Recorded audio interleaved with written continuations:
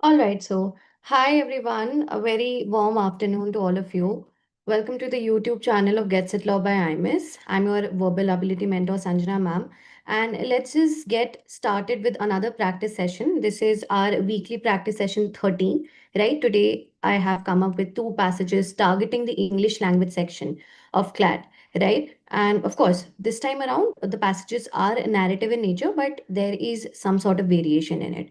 You'll get to know it when you actually start reading the passage, okay? So let's just wait for a couple of seconds so that we have a good number of viewers to begin our session with. I'll also quickly start sharing the screen. As I mentioned, this is practice session 13, which means we have already had 12 sessions before this. So for the ones who are really new to this, just make sure you go back and watch those sessions as well. You will have, lessons on English language, logical reasoning, and also legal reasoning, right? So whatever new insights you'd like to have, you can definitely go and watch it. Okay, and I think having said that, we'll begin just about now. And here we have the first passage. Now, this is a narrative passage. When you just give a cursory look to it, you'll understand this is a mere narration of events.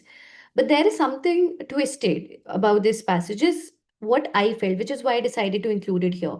So essentially, it is describing a visitor's visit to a museum, right? And the information just talks about the setting of the museum, what all is there that characterizes a museum, right?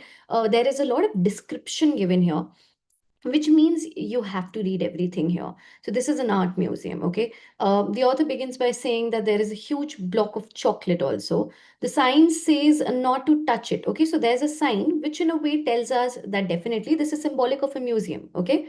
But out of the corner of your eye, you catch another visitor taking a bite, okay? Then there is a wrapped hard candy which is surrounded by viewers, and someone else walks over, takes a candy, unwraps it, and pops it into the mouth. All of this is a mere description of what exactly is going about here. Okay. People look around uncertainly. They're not sure. They're still sort of trying to guess what is happening.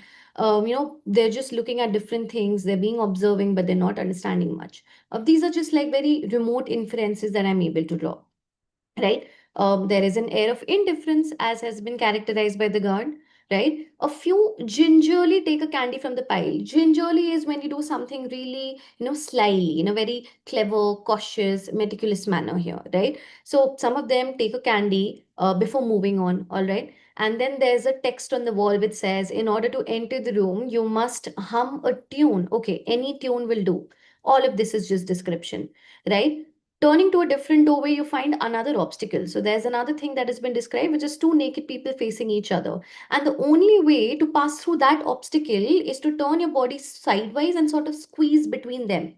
You choose the humming. So why I'm emphasizing this part of the passage is because we have a question coming right up on this particular information. Okay. So instead of wanting to, move sideways and squeeze between them, you choose humming. Okay. And then in another room, another description is given. Okay. And then you see an enormous sculptural wall hanging, several panels made of crushed metal bottle tops. Again, a lot of information about this wall hanging, right? But this again is important. You're sure you've seen it somewhere before. What are we talking about? The wall hanging, right? So trying to guess if you've seen it somewhere before, you're sure that you actually have. But this time around, it's hung differently. New folds have been introduced, some panels are rotated, and the display even turns a corner of the gallery. When you read further, it says, is this the same work you saw before? Did someone hang it wrong? These are the questions you might ask yourself as a visitor, right? Usually, we know what to do when we go to a museum, right? Which is we really admire the beauty of the place. There are these beautifully crafted objects available to be looked at, right? And we also admire the subject matter and the unique way the artist is representing the art, right? So all of these works, therefore, experiences of visual and intellectual enjoyment. Fair enough. Simple extension, right? And sometimes we may return to the same works again and again, finding new elements, finding a new perspective or lens to view the art, right? Even if the work's features remain largely unchanged, sometimes you might keep coming back, again and again to a museum, because this is essentially what happens, because you have a different perspective every time you visit the place. Okay, even though the place doesn't change, the works kept in it don't change. But this experience prepares us poorly for the conceptual art, so called, based on the proposition that it features ideas as much as physical stuff. Now, this last sentence is largely not that relevant, which is what I really want you to realize, that even on the off chance you don't understand something, you should worry only when there is a question on it, so that, like, that is when you'll have to be a little more vigilant about it. Having said that, let's look at the questions one by one. Here we have the first question, which says, like, which of the following options prove that the place described in the opening paragraph is a museum in a typical sense? Okay, now you might ask, ma'am, it's already given, you're in an art museum, so why else are we asking the question? So read the question and the requirement. Which of the following will help describe that this place is a museum in a typical sense, which means what is so typical or symbolic, as a description in the passage to tell us that it's actually a museum. Okay, we know which options to cancel, which is option A, because a block of chocolate cannot really tell us much about a place being a typical museum. Look at B. The place mentioned has a huge pile of candies from where some visitors pick candies. Again, this doesn't tell us if it's actually a museum or not. So this is out as well. Okay. Then the place mentioned in the opening paragraph has a signboard with instructions not to touch things. And this essentially happens in such places. So far, this is the most decent option choice I think I can rely on. But still, let's take a look at D. The place mentioned in the opening paragraph has a guard who is indifferent to the activities of the visitors. Now, this is definitely what actually happens in a museum where, you just have a guard or security who are really nonchalant. They're not paying attention. Okay, so this again does not very accurately tell us that this is typical of a museum, which means we're left with C, which here is the correct option choice. This is combination of sticking to the data in the passage as well as being a little too logical about this. Okay, so a different type of a question, but a good one at that, and pretty easy to solve. So C is the correct option with the first question here. Next question. So why does a visitor entering the next room hum at a tune for entering the room? Now, this is more of an application based passage. It's not exactly given that there is a visitor who's going to enter the next room by humming a tune. You have to assume a lot of information here, and there's this part of the passage which I think I had underlined, because he wants to avoid having to enter by squeezing through the naked persons, right? It's given somewhere along the last part of the first paragraph and the beginning of the second paragraph, and right of the bat, simply put, just mark B as the best option choice. A is not mentioned in the passage, right? This is definitely not given, which cancels C, right? Mandatory, nowhere is it given that it's mandatory to enter the room. Okay, so D2 is out. Best option choice with respect to this part of the question is option B. A great question again. Let's take a look at the third question. For the ones joining us, if you want, you can just answer in the live chat as well. Is this the same work you saw before? Again, this is a question which has been quoted directly from the passage. And what can be inferred from this statement? My take on this is, whenever you get such a specific detailed question, make sure you visit the statement in the passage, read a couple of lines above it, a couple of lines below it, to sort of gauge the context in which the statement is mentioned. And having said that, look at option A. The statement means that the visitors wants to confirm if he has really seen this before. Let me tell you, there was a statement. You are sure that you've seen the work before. So you don't want to confirm this. You just want to be sure about it, right? So this is out already, because you don't want to confirm this time around. It's just that this time the painting or the work or the wall hanging is hung differently, right? And therefore, because this is something which is quoted explicitly in the passage, you should just mark D. Okay, I'm not saying option A is absolutely wrong. You might feel confused also between A and D, but this is the information which is given just above this statement in the question, which is another insight you can gain. Sometimes a question does not really have to be that difficult, and sometimes you don't always have to think about something in very fancy terms also. You don't have to be of the opinion that it's CLAT, or it's a competitive exam, so it's only natural to assume that the questions are going to be difficult all the time. No, you just also have to sometime work very smartly around a particular question. Fourth one is definitely a vocab based question. You have to figure out a word which tells you the meaning of cautiously or a synonym for it. The best used in the passages, and it's also quite easy to solve. Sidewise has nothing to do with cautious. Sidewise is more about movement or direction. Embellished is when something is decorated or adorned. Unchanged it out, and I had already like described this. It's gingerly, right? So even if you do not know what gingerly is, you can still use the elimination technique to solve this particular question correctly, right? The next question, which if the following statement does not represent an ideal museum? Okay, what we're going to do is we're going to avoid pre-thinking and we are going to go through the options one by one. Generally, a museum has beautiful objects that are created finely by skilled artists, which is a fair point, a fair inference to draw from the information given in the last paragraph of the passage. Okay, so A is something which represents an ideal museum. It's supposed to have beautiful objects, finely crafted objects to be looked at. So A is out. In a usual museum, we are expected to admire the artwork by looking at them and not by touching them. A very natural extension here, right? Based on the information given, this is definitely true. Generally, a museum is a very dynamic place. Dynamic is when things are evolving, things are changing, where a visitor finds huge changes on every visit. It's given explicitly in the last line that sometimes we might visit the same place again and again to just view it from a different lens, a fresh perspective, even if the changes are just no changes. The artwork remains largely unchanged, right? So we cannot say that a museum is supposed to have changes being made to the arts contained within it, right? So C is the statement which does not represent an ideal museum. By default, this is the best option. If you want, you can like skip reading option D also, but it's given itself. You can definitely infer this, that things in a museum are presented for our visual gratification. They're supposed to look appealing and really eye catchy, right? And they add to our intellectual enhancement directly given in the passage. Best option choice is option C. And the last question is an idiom based question. I really wanted to include this as well. So, which of the following idioms best captures the narrator's experience in the art museum? In order to be able to answer this question, you're supposed to have some understanding of the options given here.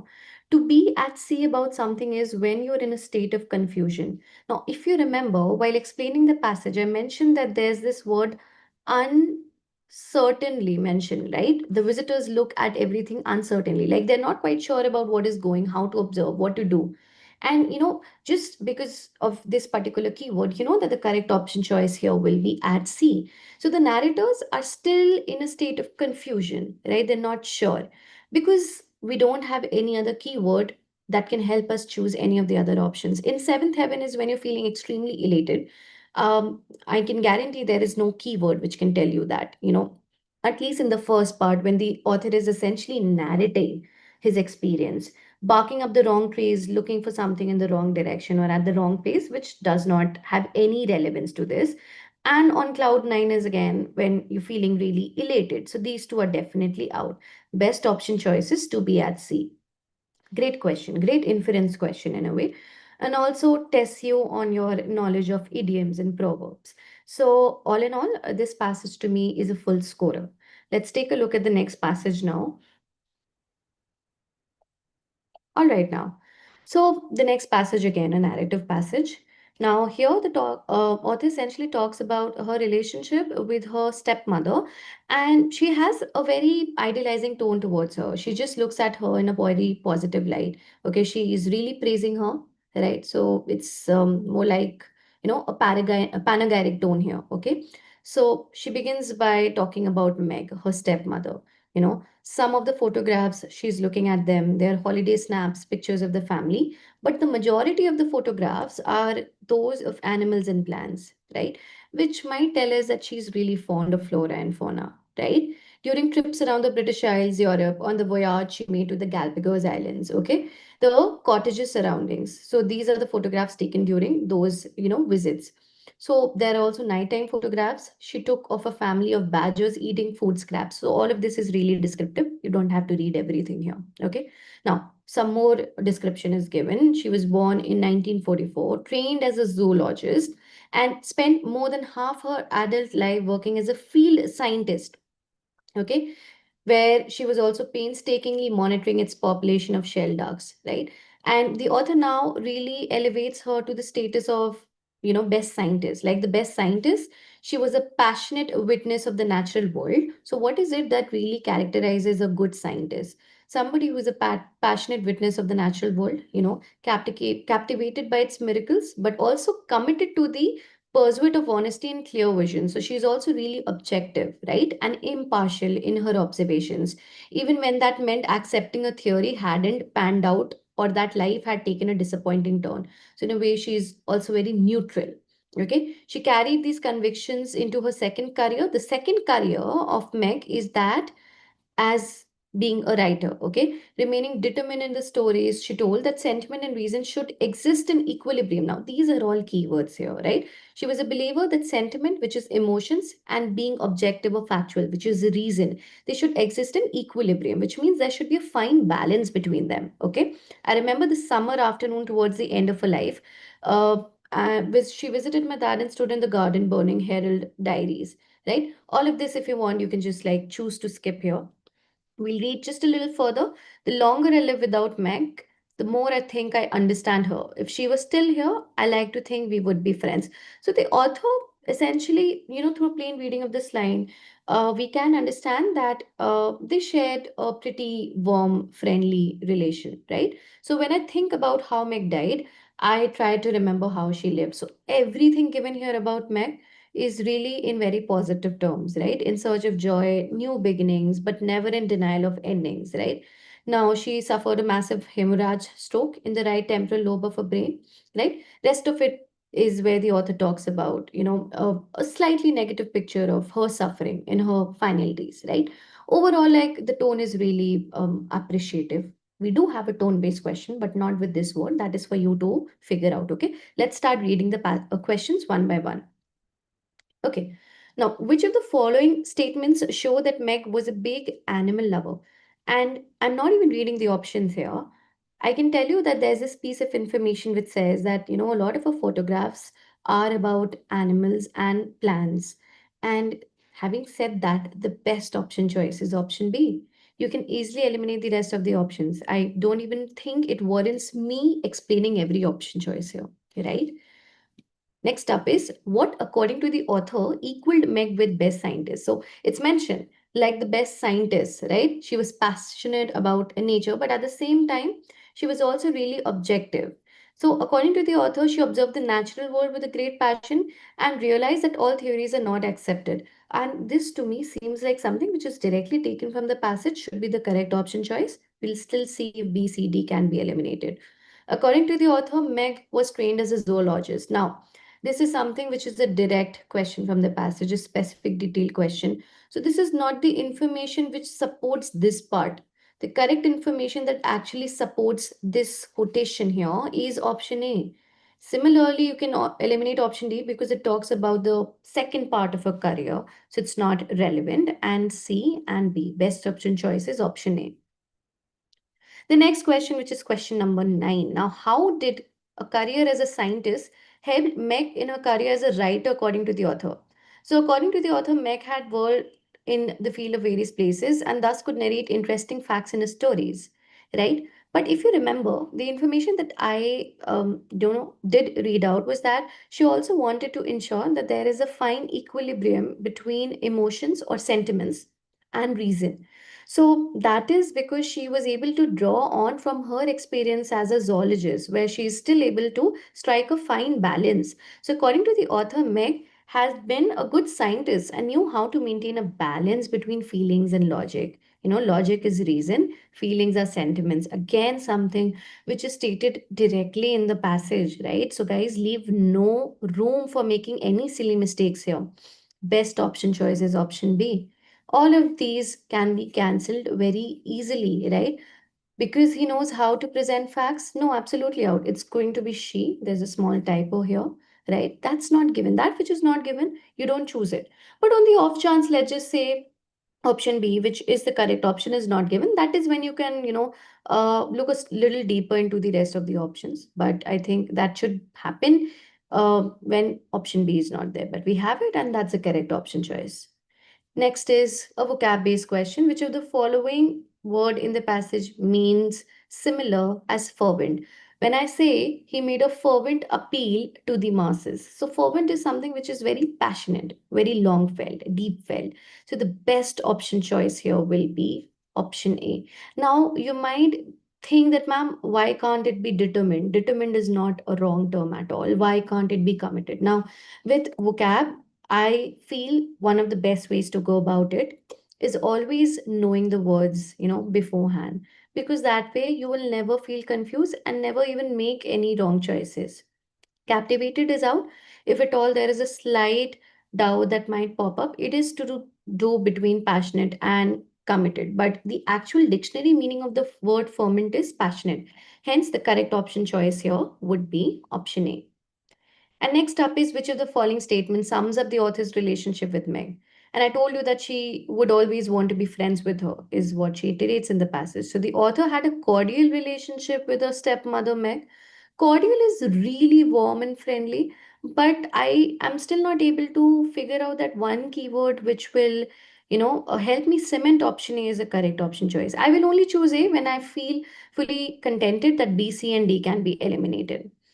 So the author had good relations with her stepmother, but they were not friends. Now, exactly, this is given. She says in the passage that if she were alive, she'd like to think that they are friends. But it's not given that they were friends. She does view her in positive terms, but her having shared a definite, friendly relation with her is not talked about.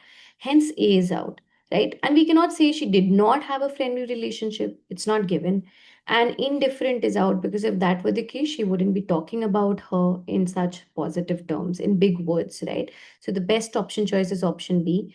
This is a great question. I feel there is a chance some of you might have chosen option A as the correct option choice, but B it is. And the last question for the passage again is a tone based question.